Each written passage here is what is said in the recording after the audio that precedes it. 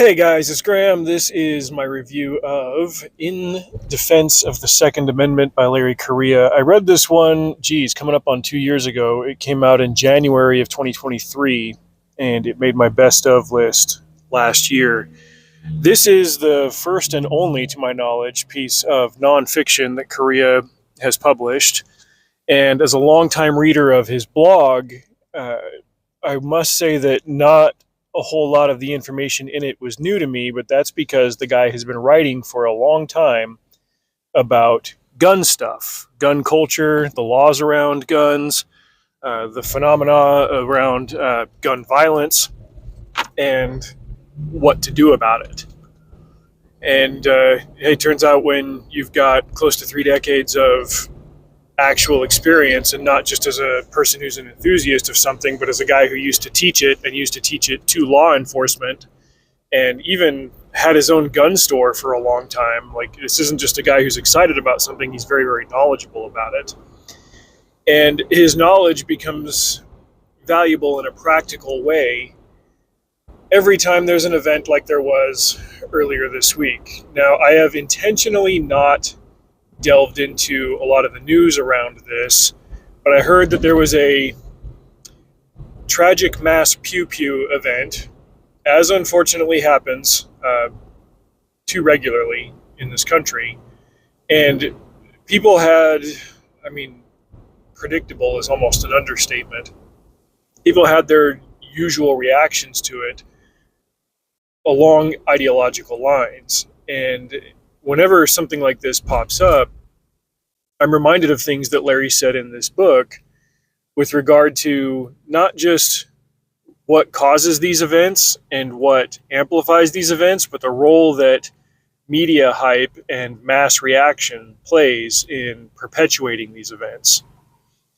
And that got me thinking of a couple of different things today while I was running my route and listening to some YouTube videos, not just about like the shooting, but around kind of the news consumption culture that we have. And there's one phrase that kept running through my mind that was from a video I watched last year. There's a naval aviator here on YouTube. His name is Mover. Well, that's his call sign. He was a pilot. I think he did some time in the Air Force too.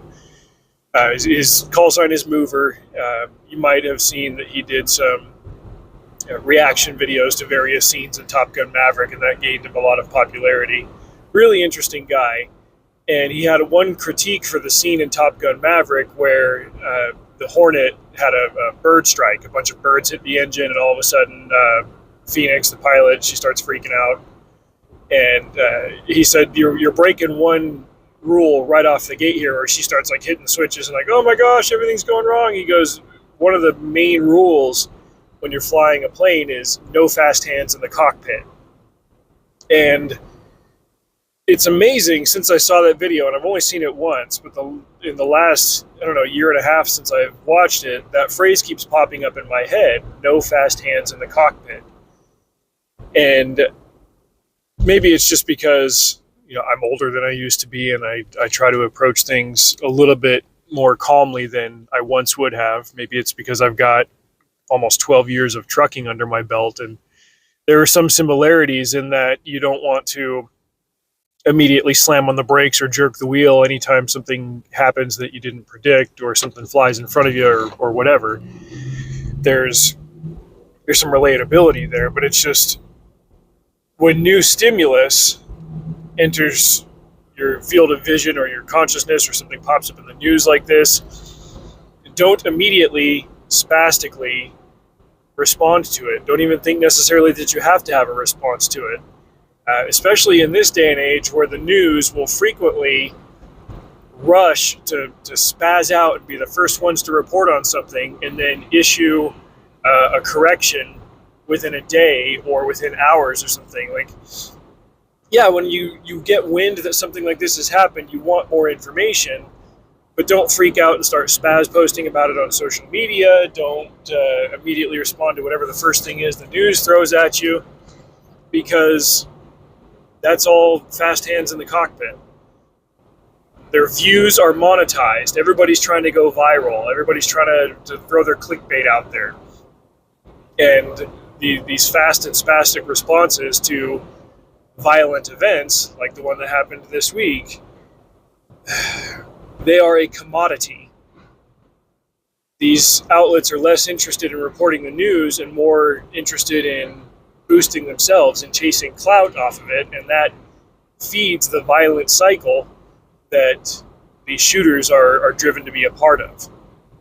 This is something that Larry analyzed very extensively in his book. He started breaking down the stats of violent events, where they happen, what are the conditions around which, that are preferable to these shooters when they try to tackle an event like this. I'm sorry, I'm choosing dumb words for all of this stuff, but he breaks it all down very intelligently and makes basically like an ironclad and like highly defensible statement on what causes this and what to do about it. And it's never anything that the so-called rational responders ever want to analyze or engage with. It's always just, well, we just need to take everybody's guns away, or we just need to ban this one type of thing, or oh, if we do this, it'll save all these lives. And he takes apart all of these arguments and brings the receipts, as the kids say, and it's all there in the book. The problem with books in the digital low attention span generation is that you've got to stop and calm down and process something slowly and earnestly, and people aren't interested in that. They want to consume 30 to 60 second clips through reels and shorts and TikToks. And hey, as long as I find something that says what I already agree with, then that's gospel truth, and everything else is misinformation, and we've just got to spam it harder, and we can democratize the truth by getting more clicks and more views on it, not realizing that at the other end of this is a commoditized information machine that just wants to make money and get clout off of it. There's a meme that circles around every once in a while where I have no idea what Garfield has to do with this. It's just this smug, smiling face of Garfield that says, "You are not immune to propaganda." That goes for everybody of every stripe, every walk of life. Everybody is susceptible to this kind of information manipulation because we all want to hear what we want to hear. But if we are going to be pursuers and purveyors of truth, you have to get comfortable with the idea that the truth is not what you want to hear. And that's going to go for whether you're on the red elephant side or the blue donkey side or the we hate food so we're communist side, like whatever. You have to understand that the truth can often be something you don't want to hear, but that doesn't change what it is. You've got to approach things like this rationally to analyze why they keep happening, because obviously the way that we're going about responding to and examining these events is not putting a stop to them because they keep happening. And if you want to engage in a discussion on this subject, you would do very, very well to at least have the information to hand that Larry brings and to engage with it honestly and earnestly. He put in the effort to lay it all out in one spot in this book, and he did a fantastic job. And I listened to the audiobook because I wasn't in a position to grab the hardcover last year when it came out. I still want to, just so I can have one to go through and let me highlight things and do some deep diving and some checking of sources and everything, because man, it's a profound work, and it was something that he could only produce, especially on the timeline that he did it, by being so close and so familiar with the information sources. So I would highly recommend checking out In Defense of the Second Amendment. It's a book that explains why we have it, why we need it, and why we need to keep standing up for it. I think there's only one piece of content warning that I would give in it, because there's a quote where, you know how it is with quotes in nonfiction books. If somebody drops the F-bomb, well, you're quoting. I think there's one instance where that popped up. Other than that, it's not Larry writing with his blog voice, and it's not Larry writing with his fiction voice. He's actually being very fair and very analytical about it. I believe the publisher is Regnery, They do a lot of political and current event books and stuff like this. So it was his first time working with that publisher and experiencing that whole process with them. But I highly recommend this book. I gave it a very well-deserved 5 stars. And check it out. Let me know what you think. Until next time, drive safe. See you out there. Merry Christmas.